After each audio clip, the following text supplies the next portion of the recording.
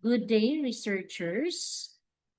Today, we will discuss one of the most important parts of our research, which is the final sections of your study, particularly the presentation of findings. Okay, of course, under that would be the implications and related literature, and then summary of findings, conclusions, and recommendations. So these sections are very crucial because they answer the question, what did your study discover and why it is important? Many students make mistakes here, not because they lack data, but because they do not clearly understand the difference between and among these parts. So today we will clarify each one step by step. Okay? I know some of you have already started gathering data while the rest are still procuring the certificate from the ethics review. Nonetheless, we will all be doing this. So this lecture, recorded lecture, is very important, and I am really hoping that you're going to listen to this very closely and understand every word that I say in this recorded video. Okay, so let's begin with the presentation of findings. Presentation of findings. It's actually the chapter 2 of your research. So always remember that the presentation of findings is the heart of your research. Why is it considered as the heart of your research? Because this is where you present the results of your data. Now, the purpose of this section is simple. So what's the purpose of this section? It's to show what you found based on your data analysis. Now, there are 3 important principles you must always remember.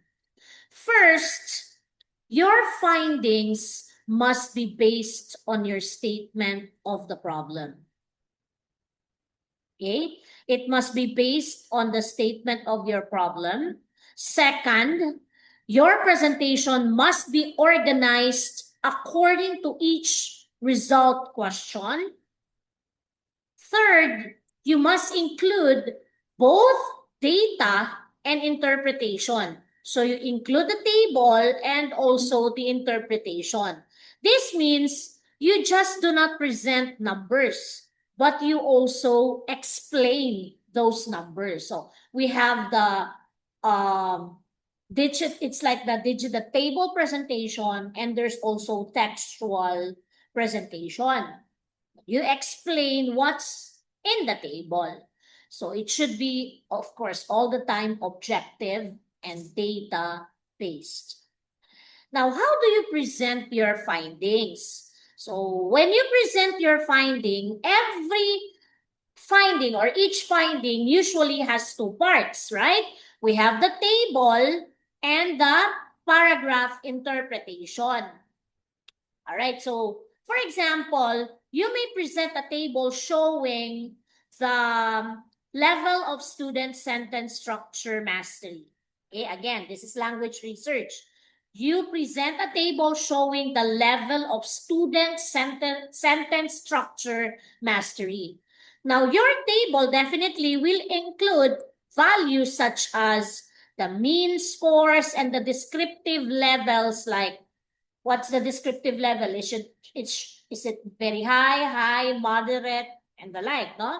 Now, after you present your table, you explain it in words. So you will say, the table shows that students have a high level of grammar accuracy with a mean score of 3.45, while sentence variety is only moderate with a mean of 3.20. This indicates that students can construct grammatically correct sentences, but they have limited variety in their sentence structure. Notice that in this explanation, you mentioned the data, okay, which is found in your table, and then you interpret what those numbers mean. So you don't give in here when you present your findings, you do not give your personal opinions, and that is very important. You don't give your personal opinions. Okay? So again, you present your table, you interpret your result, explain the meaning, and you connect it as well with your research question. All right. So I gave you a while ago the example, no, of interpretation. So you say that students have high grammar accuracy, or you can say in your interpretation of the data that sentence variety is moderate, or it also indicates limited variation in writing. So that's an example of an interpretation.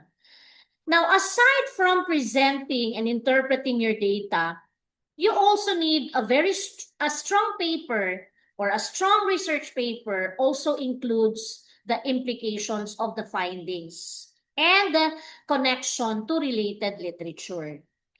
That is what makes your research more scholarly, more credible, and more meaningful. Okay? So when you say implications, when you add implications, by the way, what are implications? So implications usually answer the question, what do these findings suggest in real life situation?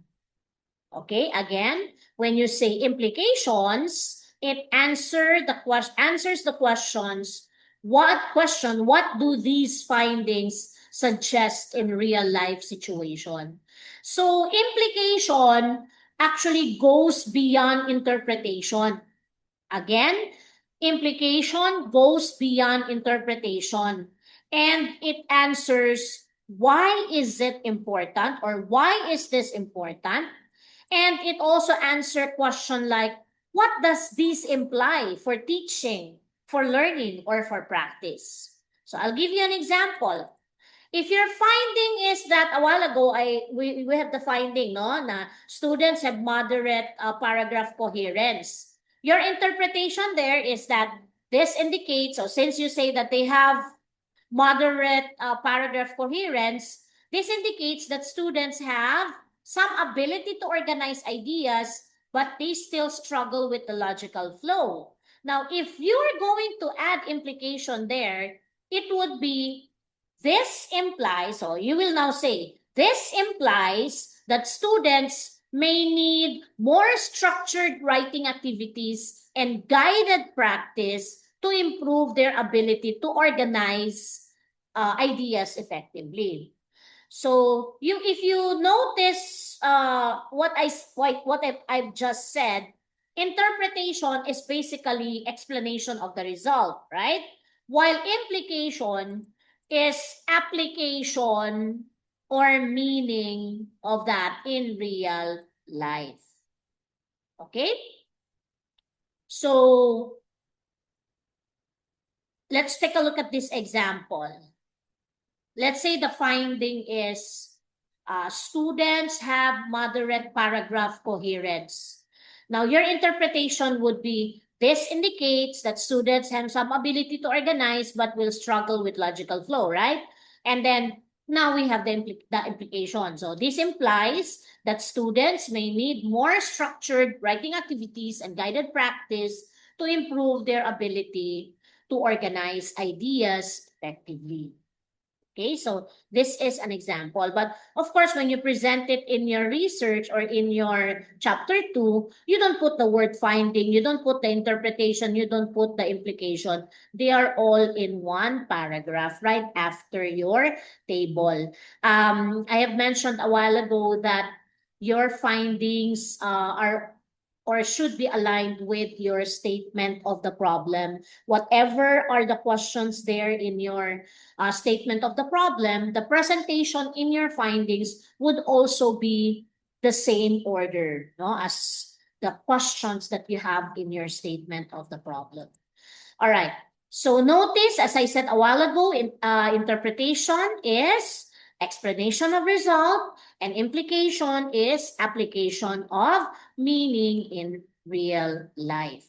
Now aside from data, interpretation, and then implication, we also try our best to connect our results with the related studies that we already have in the RRL and RRS. So after you give your interpretation and implication, you may now support your findings using literature. Like, for example, you say, basically you answer the question like, is this supported by previous studies? So what were those previous studies that support this finding? Okay? Kay, when your finding is supported with studies, it shows credibility. No, like for example, supports meat in 2025. So this finding supports meats in 2025, that blah blah blah. Okay, so it gives more, or it shows more credibility. Your findings is credible, no? Mas kwansiya, I mean, when the readers read them, they become more believable. Okay, so you have here an example of a the citation in your findings. So this finding is consistent with the study of Smith in 2025, which revealed that students often demonstrate limited sentence variety despite having strong grammatical knowledge. Or you can also say that this supports the findings of Cruz in 2024, who emphasized that writing difficulties are often linked to lack of exposure to varied sentence structure. This is the continuation, no, of the one that I discussed a while ago, the data or the table, then the interpretation, the textual interpretation of the table, then what's the implication of that, no? And then, of course, you have to give citation, connect it with the findings in your RRL. Okay, so how do you complete the flow? Not chapter 4, but chapter 2. How do you complete the flow in chapter 2? So you have the table, as I said a while ago, the interpretation, the implication, and the literature. If you have this, it strengthens your discussion and it improves defense performance definitely. Okay, so here's a full sample. I'll just show this to you. I won't read that anymore. It's for you to look into this, no? So you will know, this is how we're going to present our findings. So after the table, I'm going to write something like this for my findings to be credible. Okay, so I have important reminders for you. Do not overuse citations. Okay? So, per finding, pwede na ang usa, 1 or 2 is enough, or even 1 is already enough. So, make sure that the cited study is relevant. Do not just cite a study, but the study is not relevant at all. You talk about exercise, and then the study that you cite is about food, diba? So, make sure that when you cite study, it's relevant to your finding. Always relate the study to your result, not just mention it. Okay? So, brief, again, in the summary of, the next after the presentation of your findings would be the summary of findings. Again, summary of findings. In our format, for the summary of findings, there is an introduction or a heading, and then all the findings are numbered 1 through whichever. So if you have 5 statement of 5 questions in your SOP or 4 questions in your SOP, then most likely you have 4 or more findings, diba? So in the summary of findings, all you do is to just give a brief recap of the major results.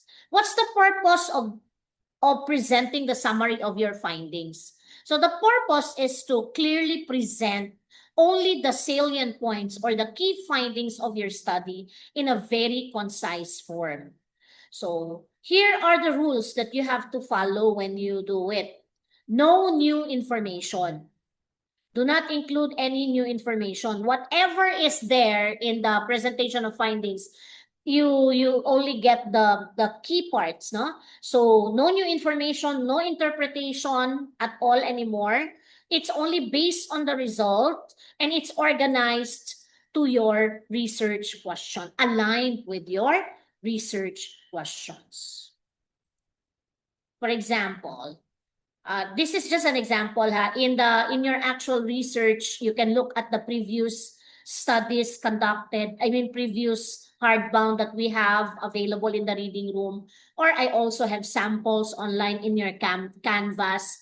And even the guidelines also present, the research guidelines present how you're going to write your summary of findings. So this is just a sample, and it's numbered. Look, study revealed that, number 1, students have a high level of sentence structure mastery. So this probably answers the question number 1 in your SOP.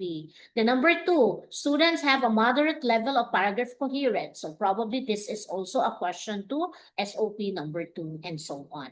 Okay? So notice that this is very short. This is very direct and based only on the results. You are not explaining anything here. You are just giving a recap or a summary of from your presentation of findings. Now, another part of your chapter is conclusions. Okay, so conclusions, of course, interpret the meaning of your findings. It answers the research questions, and you also do not present any new data. Okay? Let me give you an example. Let's say if your finding is, given that your finding is students have high grammar accuracy. Let's take that's your finding. Now, your conclusion would be, the finding suggests that students possess a strong foundation in grammar, which enables them to construct structurally correct sentence or sentences. So I guess you see the difference. Do you see the difference? The finding is factual, while the conclusion explains the implication. And for our explanation in our research guideline, for us to conclusion, it tells you that it answers the question of your main problem. Diba? You have main statement and then you have specific. So in the main statement, it's just like the capsulized version of your entire objectives. So therefore, in your conclusion, you also give your answer to your main statement in your SOP. Okay, important rules in conclusion. Never include new data. Always base your conclusions on your findings. And each conclusion must also answer your main research questions or research question, as I've already said. Okay, another part of your research would be the recommendations. So finally, we go to the recommendations. Recommendations are the actions that you propose based on your conclusions. So your recommendations actually answers the question, what should be done next? Okay, so your recommendation must be practical, it must be clear, and it must be based on your conclusions, and it should also be directed to specific groups. Like you can start with the administration, the department, the CPA department, then we have the teachers. students, and the future researchers. So these are the specific group. But usually, for the recommendations, we also do recommendations. Let's say you have those, I think you know that you have written the significance of the study, and you mentioned certain people who are going to benefit from your study and what they're going to benefit from your study, right? So you can also include them, those people who are going to benefit from your study, the recommendations for them. Okay? So here is an example, like if your conclusion shows that students lack sentence variety, your recommendations may be teachers, let's say teachers, they may implement writing activities that encourage the use of varied sentence structure. So this is just an example, one of the specifics, which is the teacher. But you can also include recommendations for students, school administrators, and even for future researchers. So we have common mistakes here. The common mistakes that researchers would make would be they mix findings and conclusions. Do not mix findings and conclusions. Do not add new data in conclusions. Do not give recommendations that are not based on results.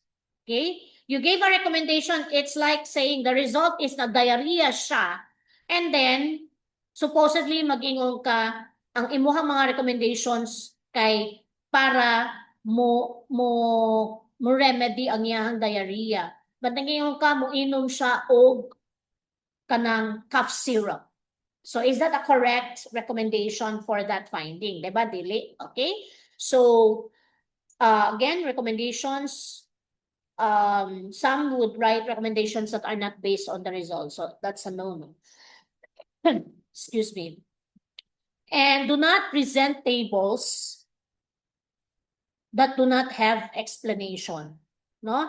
If there are tables there, they should always have explanations below. Okay? These are common reasons students struggle during oral defense because they presented a table, but they don't know what to say about the table. That's where the problem will get in. Okay? So simple formula to remember. You always remember this flow. You have your data, no? Data, you gather your data, and then you come up, of course, you have to analyze your data and come up with your findings, then your conclusions, and then your recommendations. So data are the numbers, findings are the results, conclusions would be the meaning of your results, and recommendation is based on that meaning. Based on the conclusion and the findings, you now come up with action. So finally, to end, remember this. A good research does not stop at presenting data. It becomes meaningful when you're able to explain your findings, you draw conclusions, and you provide recommendations that can create improvement and change. Okay? So, use clear statements, support answers with data, explain your implications, and relate to studies. So, always remember that. Thank you, and I hope this guide will help you prepare for your research writing, which is the chapter 2 and 3, and definitely it will help you also with your oral defense. Bye, everybody.